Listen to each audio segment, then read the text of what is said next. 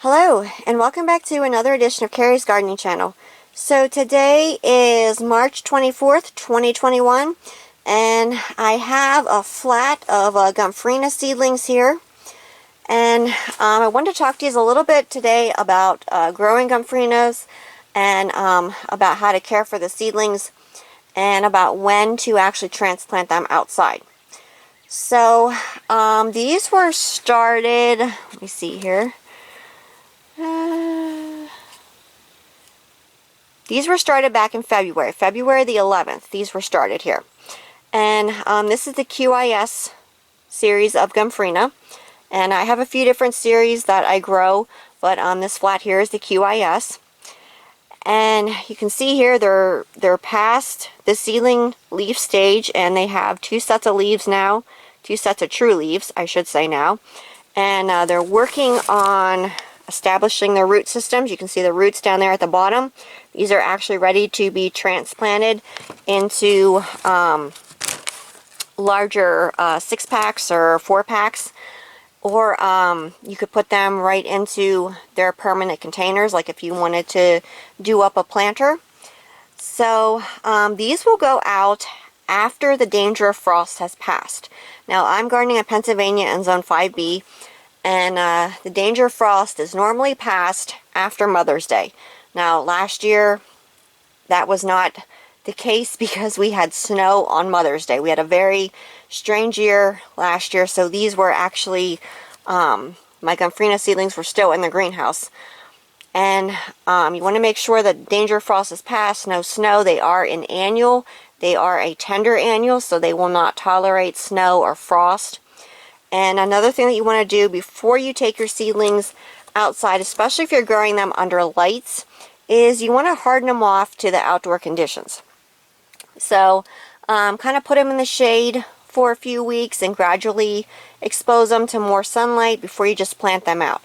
If you don't do that and you just plant them out, they're going to get sunburnt, and you stand a good chance of losing your seedlings. And when you put so much time and effort into growing your plants, you don't want to lose your seedlings. So harden them off before you put them out. Now these, they're kind of more used to the cooler temps.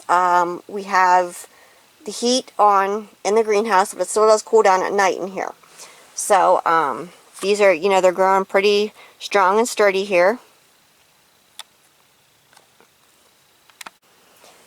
So the QIS series usually blooms between 80 to, I believe it's 100 days.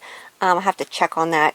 But now that's from the time that you transplant them. Like if I transplant them from here, this particular type of tray will help reduce the transplant shock, which is why I use these trays. This is a Pro Hex tray. I'll put a link down in the description for these. I've been using these quite frequently. I like the way the root systems on these develop. Here, I'll take one out here and show you.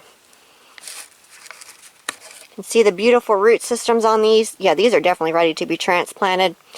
And they're going to be going, some are going to be going into some planters and different things. But these trays help reduce transplant shock, which is always nice because it's a shock to your seedlings when you transplant them. But if you have something that can help reduce the shock, that's a good thing. So when the danger of frost is past, these are going to go outside. You want to select an area with full sun. And you want to make sure that whether you're putting them in a container or you're transplanting them into the ground, that the ground is free draining. You don't want them standing in water, and you don't want them in soggy soil. So you want to keep your soil moist but never soggy. And they would benefit from some mulch, like if you're putting them in your flower bed, that'll help retain some moisture. You just want to make sure that it has that free drainage. So I do have videos on my channel for how to transplant Gomphrena. I was putting them in a planter one year and I did a video on transplanting them. And I also have videos on my channel for how to start Gomphrena from seed. I did a few videos on some different varieties and how to actually collect seeds from your Gomphrena, because there are some open pollinator varieties out there, and you can save seeds from them providing you're not growing a bunch of different varieties where they would cross.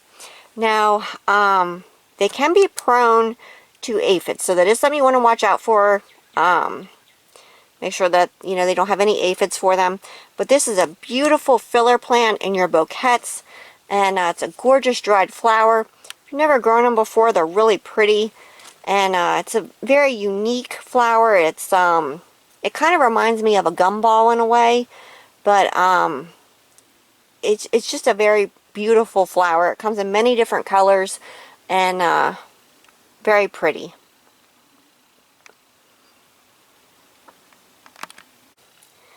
So if you like my video, please like, comment, subscribe. Please don't forget to hit the little notification button. I'll tell you as I put a new video on. You can also follow me on Twitter. I have a link down in the description for my Twitter account.